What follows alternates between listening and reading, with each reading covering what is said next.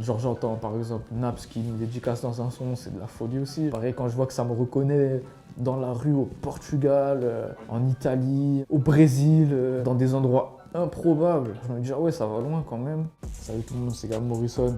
Aujourd'hui je vais vous raconter mon parcours sur Melchi dans la dalle. Moi je suis Gab Morrison, j'ai 23 ans excusez-moi, je fais des vidéos sur YouTube, c'est-à-dire je vais dans tous les endroits, tous les pays, toutes les villes, tous les quartiers, tous les villages, tout ce que vous voulez pour rencontrer les rappeurs et que dans la vidéo ils présentent leur zone, d'où ils viennent, parlent d'eux, etc. Et je fais ça depuis un bon nombre d'années. 2017, je suis sorti du lycée quand j'ai eu le bac et après ça, j'ai commencé et j'ai fait que ça. Ah, c'était compliqué hein, les études parce que moi, je viens de Nogent-sur-Vernisson, pour ceux qui savent. Et là-bas, il n'y a pas d'études. Il y a 2 usines pour travailler et rien d'autre. J'ai jamais eu de métier avant de faire ça, on va dire. Ça, c'est mon premier métier. Mes premiers salaires, je les ai eu grâce à ça. J'ai tout financé de moi-même toujours et puis voilà. J'écoutais pas mal de petits rappeurs à l'époque qui étaient émergents, on va dire. J'aimerais bien faire un truc avec ces gens-là, mais j'étais petit encore, hein.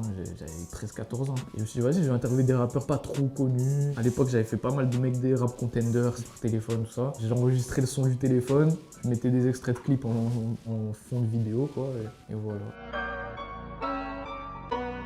Oui, maintenant, c'est mon travail, hein. C'est mon travail, c'est ma passion, tout réuni. Que demander de mieux, je sais pas. C'est carré. Moi, je me lève, j'ai fait un truc que j'aime, je pense à ça. Tous les gens, ils vont, je sais pas, ils vont à l'usine, ils vont faire les études qui leur plaisent pas, je sais pas quoi. Les vues de YouTube, c'est mon salaire. Plus il y a de vues, plus c'est payé. C'est pas des salaires de fou, hein, on va pas se mentir, mais au moins, pour moi, c'est nécessaire. Je peux payer mes voyages pour aller faire les vidéos. C'est que du réinvestissement. Je prends les sous de YouTube, je réinvestis dedans. Après, ça fait faire d'autres vidéos et tout. Je sais pas, moi, je sais rien d'autre que ça en vrai. Hein. Tous mes sous, ils partent dedans. Bah non, ça va me Clignancourt, tu regardes l'intérieur, il est tout déchiré et tout. Genre tu sais, il peut toujours y avoir des galères de transport. Le gars, il a une galère, il est en retard, il tombe en retard sur d'autres gens. Je pense que la pire galère que j'ai eue, c'était quand j'ai failli être bloqué en Allemagne. Puis j'ai dû rentrer avec des Congolais qui font passer la frontière en voiture. On est passé à Bruxelles, après on est redescendu à Paris. J'ai mis 250 € du Uber pour rentrer jusqu'à chez moi à Nogent, depuis Gare de Lyon, parce que je pouvais pas rester la nuit à Paris. J'avais mon permis à passer le lendemain, le permis je l'ai raté le lendemain. C'était n'importe quoi. Le fait d'avoir voyagé, d'avoir fait plein de pays, d'avoir rencontré des gens, des cultures, plein de choses. C'est le truc le plus important et le plus gratifiant dans ce que je fais.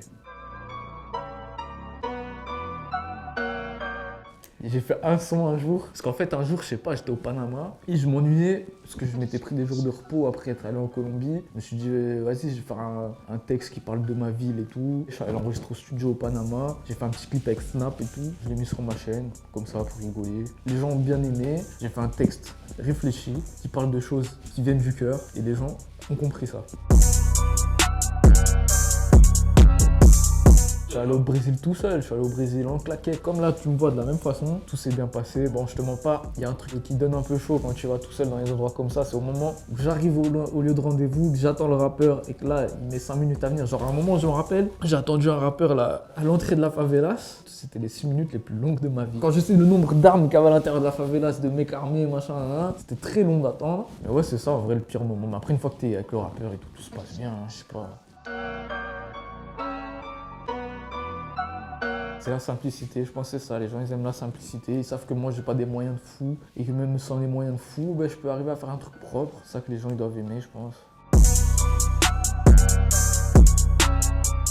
Pas recopier les autres, tu peux t'inspirer sans recopier, je pense que c'est ça la clé, et trouver son identité, c'est ça.